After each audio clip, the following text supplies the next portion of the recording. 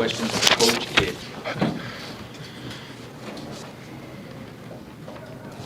What do you think was the spark down the stretch? We got a 24-5 run. Just composure, taking care of the ball, but defensively understanding.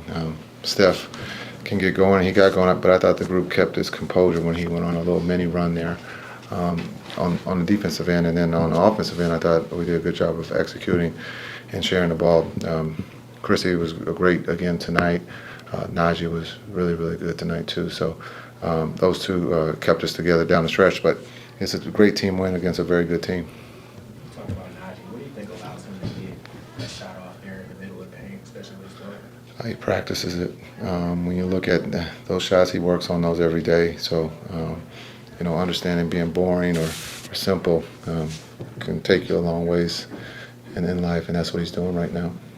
Think about Cooper Flag to come out after injury and just not be timid and keep up the physicality of tonight's game. Yeah, I thought he was good in New York, and he was good here again on a minute restriction. He is trying to get his rhythm back, but I thought he was good.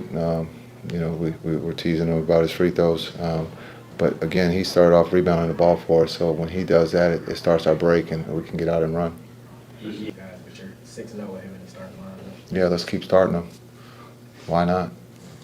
He deserves it. They all deserve it. That group that started tonight deserves to start, and they'll probably start on Saturday. Also with Max Christie, I know that he takes pride in scoring in all three phases, but his defense tonight against Steph too, what did you think of his? He did everything possible. There was one time Steph made a tough one, and he was like, and I said, that's what he does.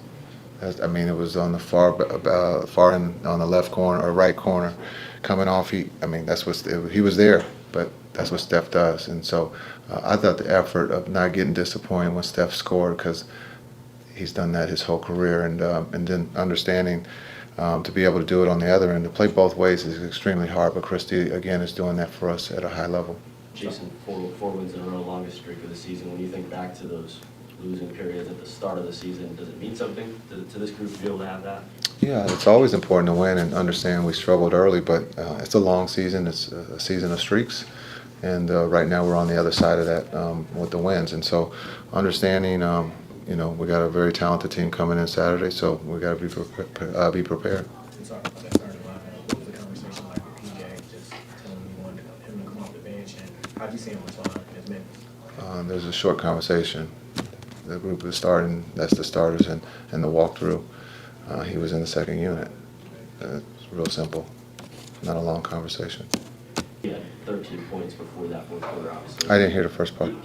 Cooper had Yep. 13 points heading into that fourth quarter. Obviously, was able to get 9 in that period. But what can you say about the other guys, the Najees, the Dwights, the Nemhards, how they're able to kind of keep this game in play before he finds a fire? Yeah, I think this group trusts each other with the pass and sharing the ball. Everybody's touching it. There is no right now where we're just focused on one guy, and Cooper is an example of that. He's a team guy. He's about making the right plays, and so that's rubbed off on a lot of guys. But Najee and Christie, again, being able to benefit from that, being able to space.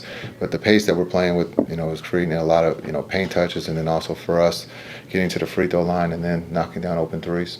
All those clutch games back earlier in the season now, you feel like they're starting to pay off in terms of you guys knowing how to win in the fourth quarter? We're still learning, but yeah, I think on this journey, guys are starting to grow up a little bit in the sense of understand what guys are going to do. We've had a lot of injuries, a lot of in and out. We're working PJ back into the fold, so hopefully we can be a little bit consistent with our health, and then understanding, knowing each other down the stretch. Understanding Coop is going to have the ball, can he make the right play? But it always comes down getting a stop at the right time and then being able to make a big shot. What you like seeing Max just get up 10-plus threes, again tonight? Back to back, looks good. Looks really good.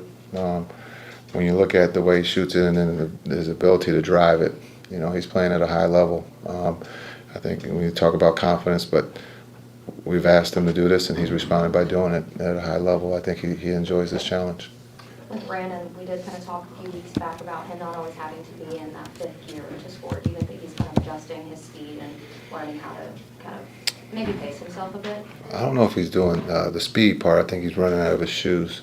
But you look at his ability to control late game, knowing who's guarding him, and his ability to get downhill, and then also make plays for his teammates. So I think he does understand what fourth gear looks like, but I think we all like when he is in fifth because of his ability to get downhill. How big has Dwight been during this stretch, and does he still have all his body parts intact? Yeah, well, when you look at a double-double, last time he had that was the year 2023. So understanding he's playing at a very high level, and it's a great example of being a pro. No matter how much money you make, you come to work every day, and that's what he does. He comes to work, and he never complains, and he plays the game the right way.